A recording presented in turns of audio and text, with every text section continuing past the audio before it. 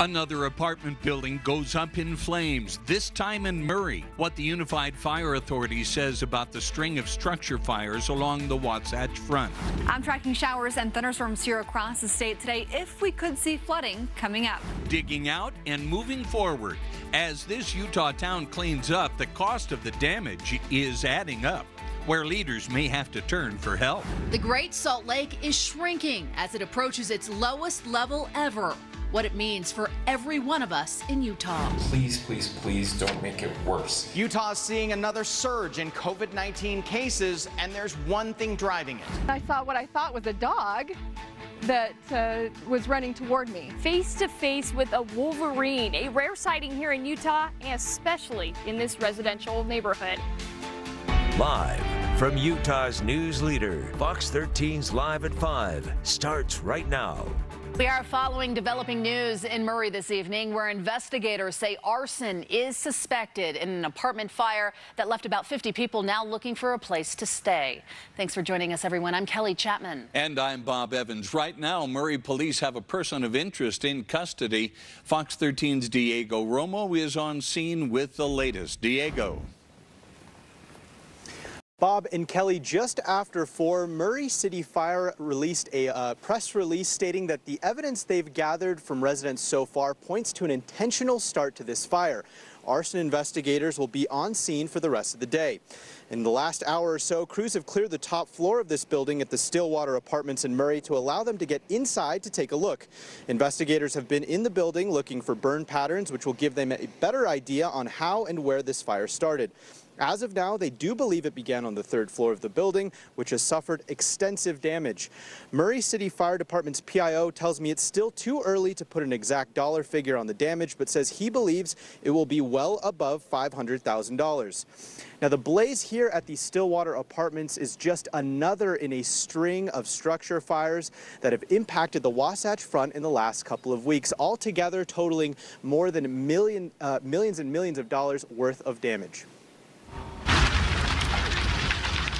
It seems like we're just getting a lot of fires, especially these structure fires. It seems like there's a lot more than typical. Oh my God. Patrick Costin with Unified Fire Authority says unlike wildfires, structure fires do not typically have an active season or time of the year when we expect to see more. We'll go weeks and weeks with nothing. You might see 2, 3, 4 pop up in a week, then go a few more months with just nothing. So. All of the fires in the last few weeks appear to be isolated incidences, but Costin says a lot of the fires they see at condos and apartments start on the balcony. So we do see a lot of those balcony fires caused by cooking. So we have barbecues, barbecue gets too hot. We all know grease buildup on barbecues can be an issue. So it's just, we want to tell the people, be extra attentive if you are cooking on the balcony. UFA says to never leave a grill unattended and recommends keeping a fire extinguisher close to where you're cooking. We even tell people have multiple fire extinguishers. Have one in the kitchen for sure. And then also have a fire extinguisher on that balcony on those outdoor cooking spaces. Now, with the holiday coming up, Costin says UFA is preparing for a really busy weekend. They want to remind people to use extreme caution if you're going to be cooking outdoors for the holiday and are asking the public to leave fireworks to the professionals, at least for this year. Now, for the crews here at the Stillwater Apartments, the work continues to try and pin down an exact cause for this fire. Live in Murray, Diego Romo, Fox 13 News, Utah. Diego, thank you. A lawsuit over a police shooting that sparked protests in Salt Lake City will finally go to trial next year. Bernardo Palacios Carbajal was shot and killed by Salt Lake police last year. They were responding to an aggravated robbery call and say he had a gun and was trying to use it. But Palacios Carbajal's family says officers were originally instructed to use a taser on him, and they used excessive force in the shooting. Court documents obtained by Fox 13 News indicate lawyers have agreed to a trial late next year, but there is a fair chance the case could end in a settlement. We do have new details on a deadly crash that took the lives of 2 people in Kaysville earlier this week. Court documents reveal that one of the drivers involved had a blood alcohol level that was nearly 3 times the legal limit. Debris fell out of a car on I-15, causing 2 other cars to stop near the 900 South exit. Again, this is in Kaysville. Investigators say 38-year-old Myron Barlow of Bluffdale crashed his truck into the back of those cars. They say Barlow was driving from Oregon and was drinking along the way. During a field sobriety test, UHP troopers say his blood alcohol was recorded at 0.146%. Barlow now faces 2 counts of automobile homicide and 2 counts of DUI. Structures are no longer threatened and roads are back open near the Ant Flat fire burning in Cache County in the Monte Cristo area. Utah Fire and Forestry says it's burning on about 25 acres and is 25% contained now. The Bureau of Land Management says fire activity at the Pack Creek fire is decreasing. It has been burning since June 9th. The 8,952-acre fire is now 90% contained. Evacuations are still in place for forest areas. Those will likely stay closed through the summer. And today, Salt Lake City firefighters are spreading the word on how to prevent fires. They're handing out educational flyers to Salt Lake City residents on safety measures, also avoiding accidental fires. They're reminding everyone that the city has banned fireworks this year. They say it's needed with how bad conditions are this summer. This year we feel the conditions are such, not only are they dry, we have very little moisture throughout the city, but we also have increased winds this spring and this summer, so that actually increases the hazard of fire. To learn more about how to prevent fires, the state does have resources online. Just go to fox13now.com.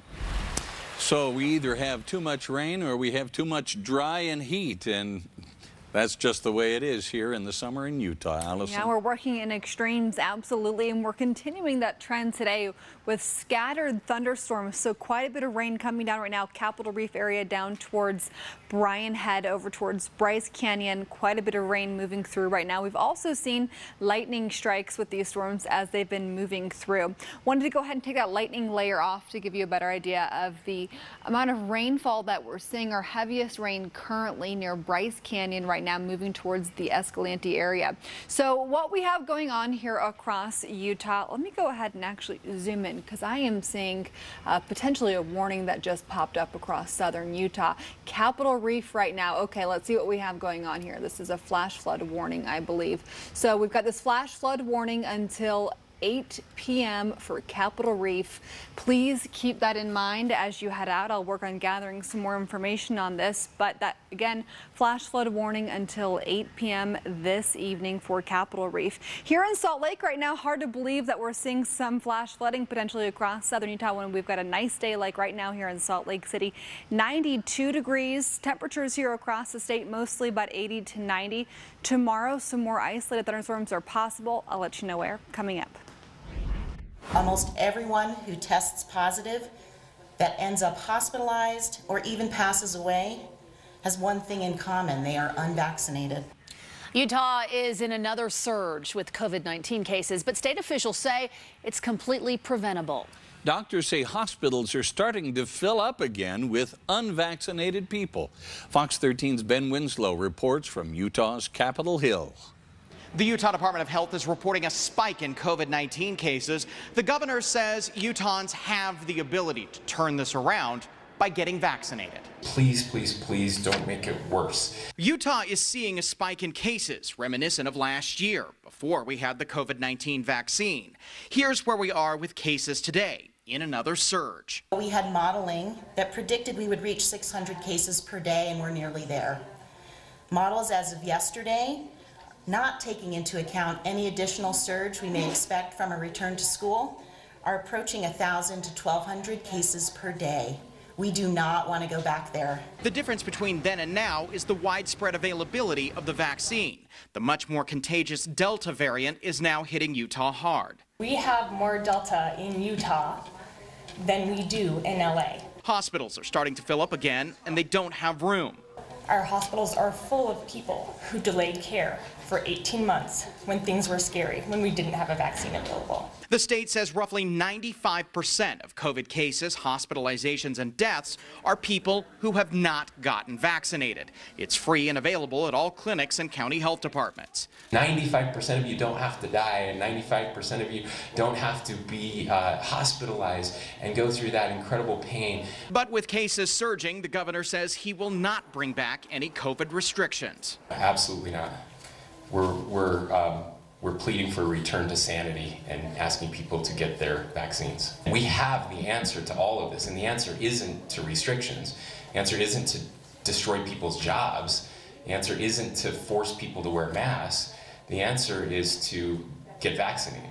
Now, the governor had a goal of getting 70% of eligible Utahns at least one dose of the COVID-19 vaccine by the 4th of July.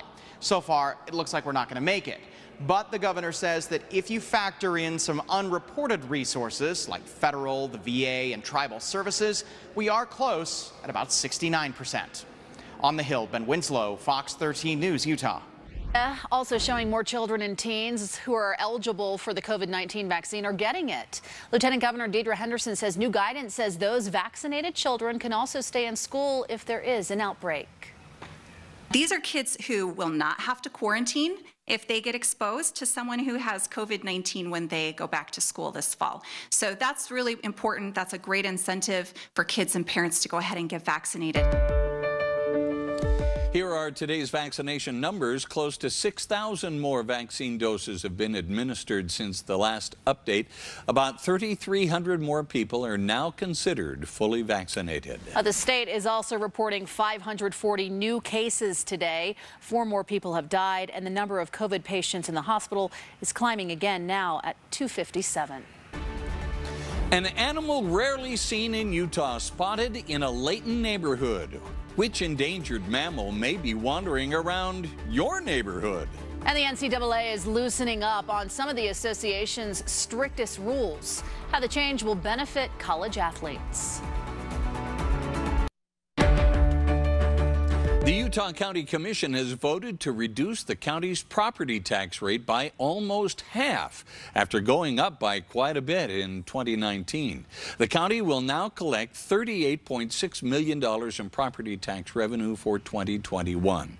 In a statement, County Commissioner Bill Lee said thank you to all the citizens who have reached out on this issue since 2019. Your voices have been heard loud and clear, and I am proud to represent your interests on the Utah County Commission.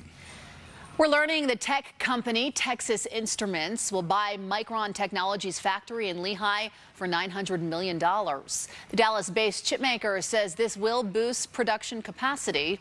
Micron said it would sell its factory back in March after confirming plans to end production of a certain type of computer chip, which was made there exclusively. Texas Instruments says it plans to make its own tech at the Lehigh factory and will offer workers at the site the opportunity to become its employees. As the death toll continues to rise, people in Surfside, Florida struggle to make sense of the tragic condo collapse. Still ahead, how the president and first lady are responding to the crisis. And your next trip to the DMV may take a little longer than usual. Why they are struggling to keep up. In national news, President Joe Biden and First Lady Jill Biden went to Surfside, Florida today. They met with first responders, local officials, and families affected by the condo collapse last week. The focus of the trip was to show unity and offer comfort to the community as it tries to make sense of this tragedy. There's going to be a lot of pain and anxiety and suffering and even need for psychological help. In the days and months that follow. And so we're not going anywhere. At least 18 people are dead from this collapse. 145 others are still missing. An investigation into the cause of the building collapse is underway. Earlier today, search and rescue crews paused their work over fears the remaining part of the building might come down. Trump Organization CFO Alan Weisselberg is pleading not guilty to tax crime charges in New York. This one day after a grand jury returned an indictment charging him and the former president's company with tax crimes. Lawyers for the Trump Organization have also pleaded not guilty to scheme and to defraud and other charges, which include grand larceny, tax fraud, and conspiracy. Mr. Trump himself has not been charged. This is the first criminal case stemming from a 2-year investigation into the former president's company.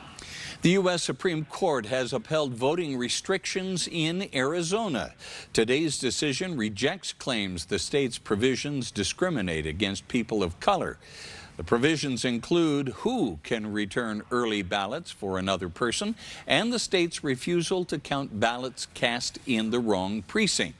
A lower court had previously ruled the provisions violated the Voting Rights Act. There will be a congressional deep dive into the January 6th insurrection at the U.S. Capitol. But so far, Republican leaders say they oppose the committee as Speaker Pelosi has named one surprising member. It's Wyoming Congresswoman Liz Cheney. She was removed from her GOP leadership position by fellow Republicans for being outspoken against former President Trump following the riot.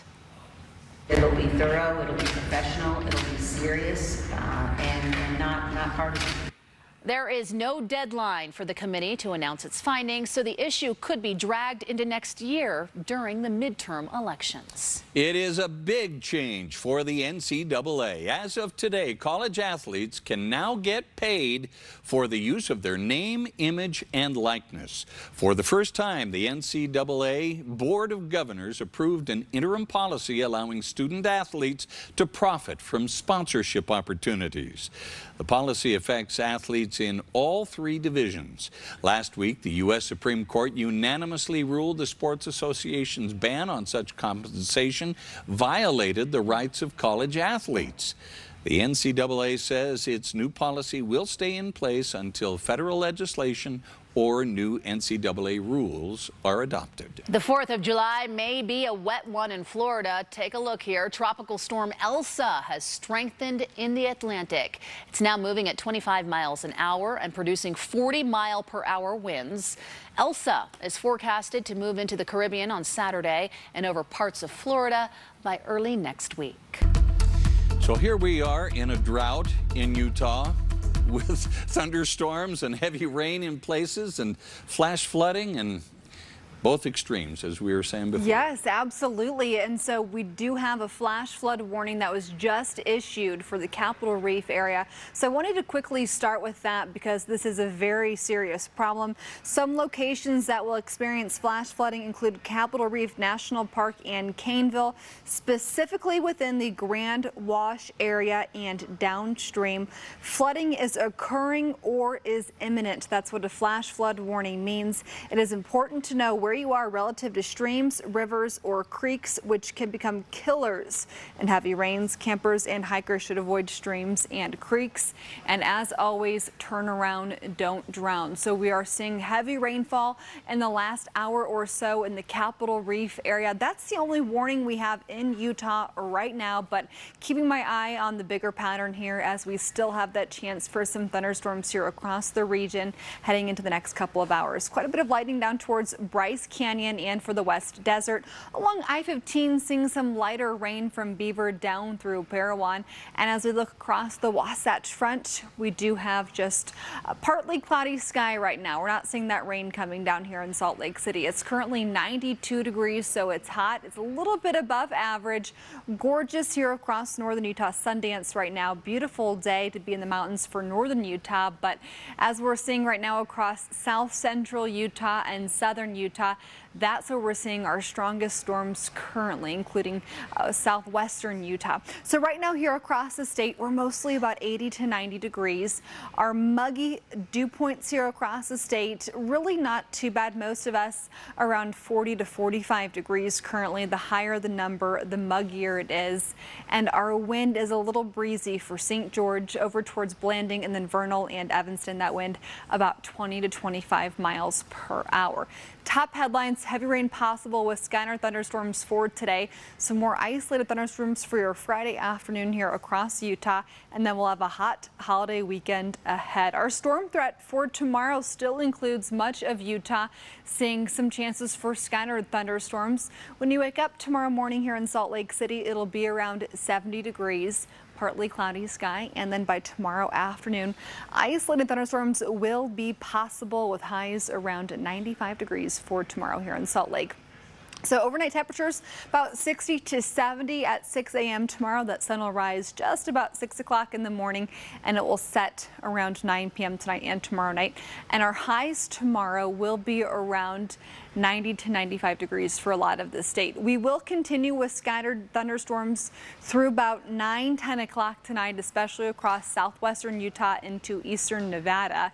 And then we'll dry out overnight, and then by tomorrow afternoon we're going to have some more thunderstorms developing starting tomorrow afternoon, same time frame. For St. George tomorrow, close to 105 through the holiday weekend and your entire 7-day forecast. And for the Wasatch Front, mid-90s tomorrow, close to 100 degrees heading into 4th of July weekend. We'll keep those temperatures all above average through the next week.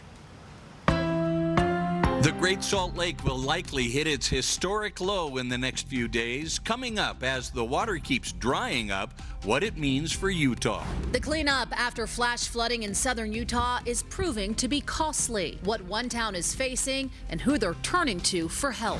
And face-to-face with an ultra-rare animal. How a Utah couple out on a bike ride crossed paths with a wolverine.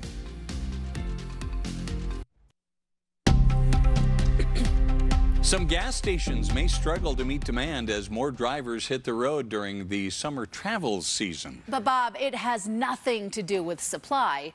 AAA says many tanker truck drivers retired or switched jobs when demand for gasoline tanked during the pandemic. The shortage is causing a delay in fuel delivery service as demand now picks up. AAA told Fox Business there is plenty of gas. It's just a matter of getting fuel to the pumps in a timely manner, all to meet demand. Hertz is emerging from bankruptcy with a new board of directors. Directors will include 2 representatives from Certares and Knighthead investment firms, which won a bidding war to buy the company. The board will also feature 4 independent directors with diverse views and backgrounds. It's also planning to make improvements to customer service and update its fleet with electric vehicles. Krispy Kreme returned to Wall Street today, trading on the NASDAQ.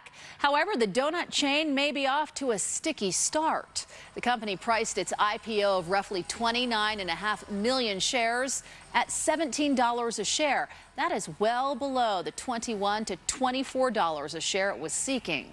Krispy Kreme went public back in 2000 before going private in 2016.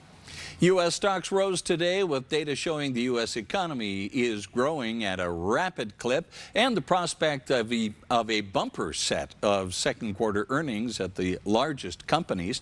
The Dow gained 131 points to close at 34,634. The NASDAQ rose 18. The S&P added 22.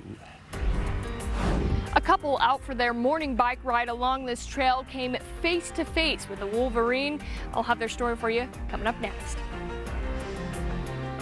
One of Utah's greatest landmarks is in trouble. The Great Salt Lake reaching record low levels. We'll tell you about that in a live report coming up. There is still a lot of cleanup to do in Springdale, damage in the millions of dollars. Coming up, just how this town can move forward.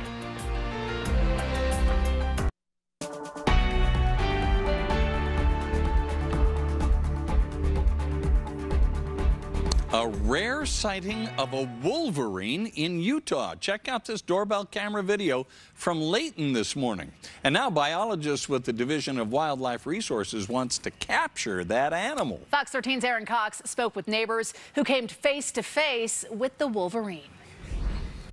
Neighbors tell me this trail is crazy busy in the mornings, and that's why they didn't expect to see what they did. It's a popular trail. I have a few times seen a snake or raccoons. Visitors to the surrounding neighborhood. So they've kind of closed the road we usually ride on, and I just said to my husband, let's just head north on here. Sandy Sabin and her husband had just started biking along the trail, And I saw what I thought was a dog that was running toward me. And I could see a couple of man and woman in the distance walking also. Sandy noticed the dog was not on a leash. She stopped and the animal ran back towards the couple. If anything, it was very skittish. And like I said, would come toward us, but then saw us coming, ran back toward the other people, said, okay, I can't go that way, and just went back and forth 2 or 3 times, just trying to decide where it was going to go. Sandy pulled out her camera.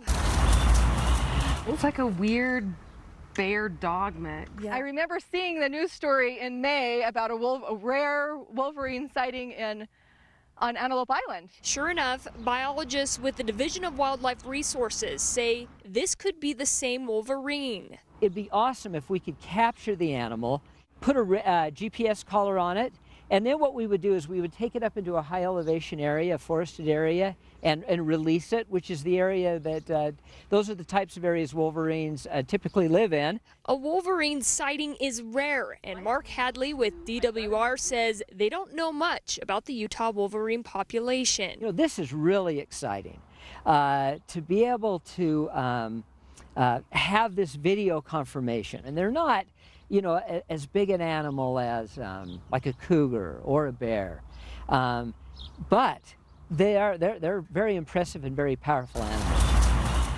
I thought, wow, to see this rare animal, to be able to see that today was pretty amazing. Hadley says wolverines rarely kill for food. They usually scavenge for already dead animals, but they do advise keeping your pets inside during the nighttime, as well as keeping them close by during the daytime until they can trap this wolverine. In Layton, Aaron Cox, Fox 13 News, Utah. Now, DWR says there have been 5 wolverine sightings total here in Utah. The first was in 1979 when a wolverine was shot illegally northeast of Vernal. The next 2 sightings were in 2014 close to Wyoming. In 2016, a female wolverine had been hit by a car near Bear Lake, and the most recent sighting was in May of this year near Antelope Island. Now, wolverines were once a candidate for the threatened species list. They are nocturnal and don't stay in one area for very long, which is one reason why they are difficult to spot. Now to southern Utah, where the town of Springdale is hoping for state and federal assistance after devastating flash flooding 2 days ago. They say the damage estimates are now in the millions of dollars. Fox 13's Lauren Steinbrecher shows us why one business may have to completely rebuild to bounce back. From the road, the town of Springdale looks much better than it did 2 days ago. Neighbors are checking in on one another. How's it coming? Zion Canyon Campground and RV Park looks okay, at least from the road. Campground we've had for 45 years, so it means the most to me. Stuart Ferber's family spent decades building up this business, which includes recent renovations to become a boutique choice hotel. Tuesday's flash flood tore the hotel down in an instant. We were just making up for last year in the pandemic. It is a disaster. It's hard to fathom, and it's certainly not repairable. So we just kind of look at it as a rescue of what's in there that's still worth something. Not only is it about all of the damage that's left behind, it's about just how high the water came through here. This is seeping into the walls, into the wood frame.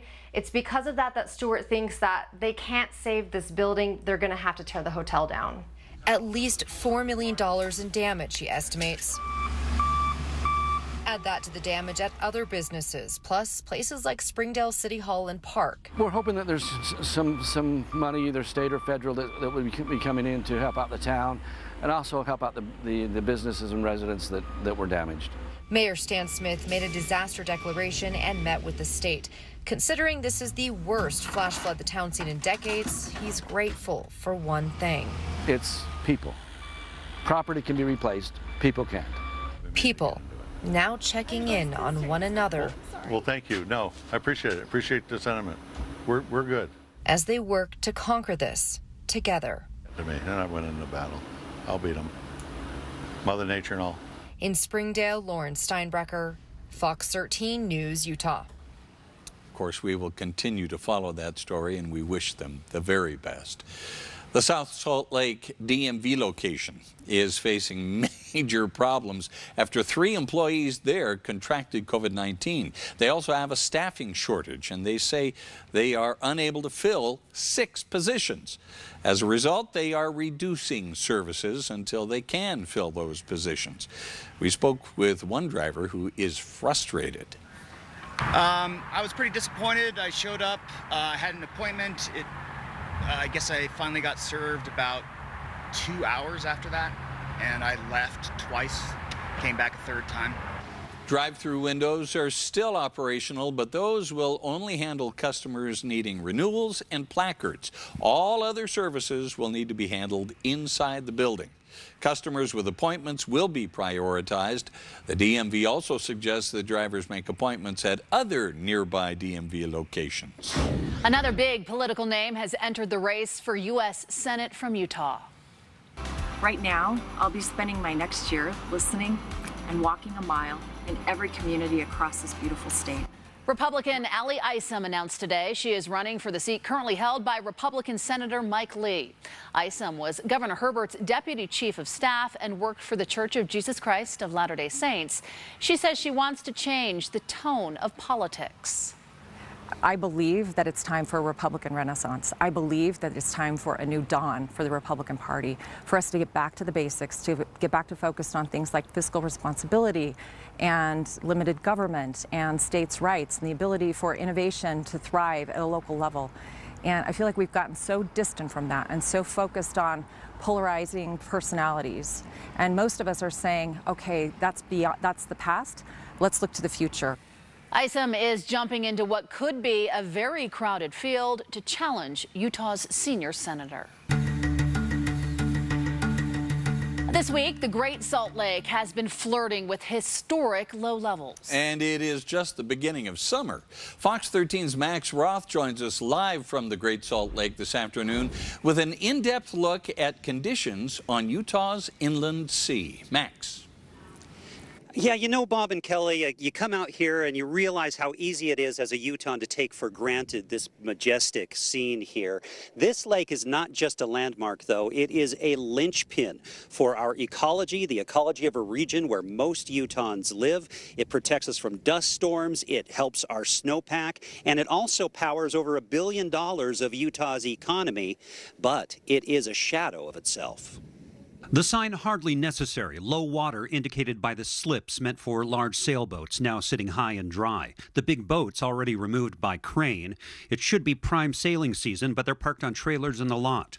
Tourists still come. We're from California. The ambitious hike over the dry lake bed to the shoreline. Others sit at tables that used to be lakeside, the view still spectacular. On the old maps, the Great Salt Lake is Utah's distinction, like the birthmark making us stand out. Zoom in on that map and compare what it shows to what the lake is today. The lake fluctuates, but this summer isn't normal in the short time of record keeping. In this case, short does mean since 1875. This week, the 2 main monitoring stations at the harbor and at Saline to the north have dipped below the historic low set in 1963. Those dips due to the ebb and flow of waves and evaporation. The director of the Utah Department of Natural Resources saying today, the Utah Division of Water Resources is following the lake's elevation closely and expects it will drop below that point in the coming days. So how low is low? Here's the median level of the lake over the course of a year from July 1st to June 30th at the harbor. And here's the lake in the last year. Same thing here, the median at Saline, and then this past year. This week at the harbor, the historic average low is an elevation of 4,191.35 feet, the line we're flirting with at the beginning of the summer heat in an ongoing drought. And when we say flirting with that line, the lake has actually sunk below that level for moments. Those are measured every 15 minutes, but the official records are about daily averages. We're not there yet, but we soon will be. The governor also piped in today saying this lake is crucially important to the environment and to the economy, but at the same time, the state does plan to dam the Bear River. That's the most significant water source for this lake. About 2/3 of the water flowing into the lake attack comes from there. Live at the Great Salt Lake State Park, Max Roth, Fox 13 News, Utah. Max, thank you so much. Still to come, there is a new police force along the Wasatch Front. Why Taylorsville's top cops as more officers are joining their ranks. And we have a flash flood warning for Capitol Reef National Park right now. Rangers are reporting more than half of a foot of water moving through the Grand Wash area near Highway 24. I'm tracking this closely. I'll have an update coming up. We're back in 60 seconds.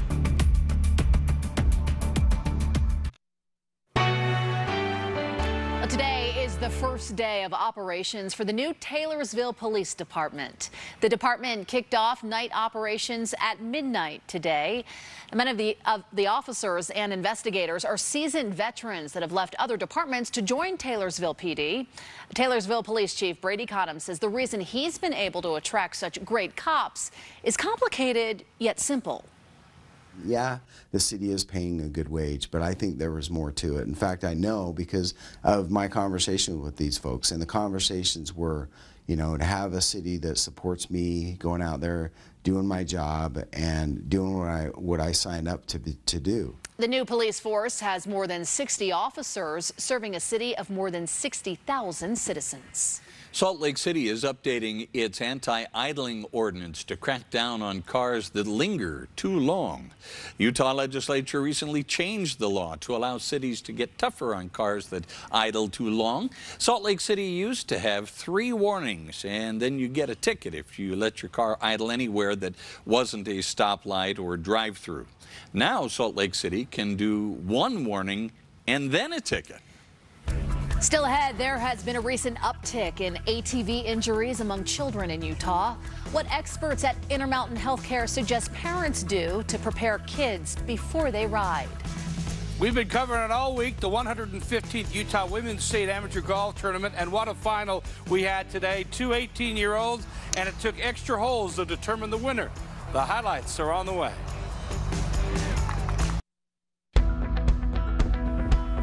Well, the next time you step into a state liquor store, you'll see some new signs inside. Take a look. These signs are part of the Parents Empowered campaign, emphasizing that parents express disapproval of underage drinking is the #1 reason children do not drink. Utah data collected by the Student Health and Risk Prevention Survey finds 97% of children say the reason they don't drink is because of their parents' strong disapproval. A recent uptick in ATV accidents involving children has caught the attention of Intermountain Healthcare. Intermountain's partners at Primary Children's Hospital say there was a 34% increase in traumatic injuries to children riding ATVs between 2019 and 2020. So far this year, ATV-related injuries are on track to meet or exceed last year's numbers. Today, health professionals and families of children involved in these accidents spoke about the importance of preparing children before letting them ride. Make sure your children have all the gear. You know, if you're gonna go out and do something fun like that, you are definitely taking a risk. There are several precautions you can take, including taking safety courses. Intermountain encourages children and adults to, at the very least, wear proper safety gear such as helmets and protective clothing. Starting today, the state of Utah will reject hunting and fishing license applications from people who are behind more than $2,500 on child support payment. And in April, the state estimated there is more than $300 million in uncollected child support going back decades. The State Office of Recovery Services and the Division of Wildlife Resources have more than 9,400 people in both of their databases who were behind on payments. Now, people who would be rejected for a hunting and fishing license under this new law would have to be making payments for a full 12 months before they would be eligible to get one. We've been having thunderstorms all this week all over the state, and coming up on Saturday, we've got a big family get-together in our backyard. We're hoping that there's no rain. Yeah, big holiday weekend for a lot of people, Allison. Now, the concern this weekend will be the heat returning in a big way, but flash flood warning is still in effect for the Capitol Reef area. That's our primary concern this afternoon, specifically in the Grand Wash area. We just got off the phone with the rangers for Capitol Reef, and they say there's been about 6 to 7 inches of the rain that has moved through that scenic drive, and they're not reporting any injuries and nobody stranded that they know of right now. So hopefully that'll not cause any more problems, but we do have that flash flood warning through 8 o'clock for that part of the state. And then as we move a little further southwest from there, so we're looking right now Cedar City over towards Hatch, mostly south of Panguitch and Bryce Canyons, where we're seeing some more moderate rainfall, and then also some lightning, especially closer to that southeastern corner of Bryce Canyon and then along the Nevada border. Here across eastern Utah, things are pretty dry right now, with the exception of up into the UNS. That's where we're seeing a few areas of lightning strikes, but fairly dry here across northern Utah. Temperatures over the next couple of days will become very hot, and through the remainder of the evening, that flash flood potential is probable for Capitol Reef, Escalante, and also the San Rafael Swell, possible for Arches, Bryce, Canyonlands, Glen Canyon, and then the Natural Bridges area, and also Zion National Park. Temperatures currently around 90 to 95 degrees. As you wake up tomorrow morning, partly cloudy sky here in Salt Lake, 71 degrees, by 8 a.m. 75, and by 10 a.m. 82 degrees. Still a few chances for thunderstorms tomorrow. So Bob, if you are getting those 4th of July plans ready for tomorrow, we'll still have that chance, but things should be drier for Saturday and Sunday for those fun family plans. But make sure you're drinking plenty of water and wearing that sunscreen. Overnight temps will be about 65 to 75 degrees. Highs tomorrow will be around 90 to 95. And then for future casts, we will see this chance for thunderstorms dying down once we get to about 9, 10 o'clock tonight. Then that will ramp back up come tomorrow afternoon, especially in the northern 2/3 of the state. And then we will see some drier conditions for those parties on Saturday afternoon and evening. Future precipitation from here on out, mostly less than ½ of an inch of rain, with the exception of any areas where thunderstorms could develop. So we're still keeping our eye on that.